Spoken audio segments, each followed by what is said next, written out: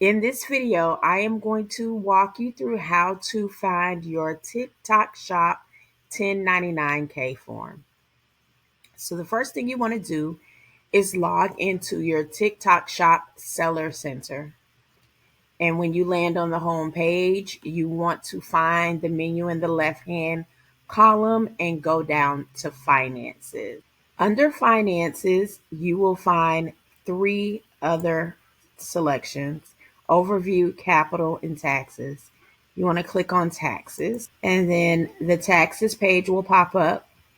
And under the section that says 1099K tax form, you will find not only the current year's tax form, but any prior year's 1099K forms.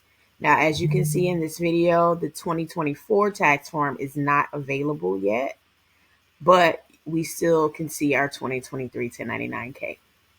If this video was helpful, give this video a thumbs up and be sure to check out the other videos in the Where to Find My 1099K series.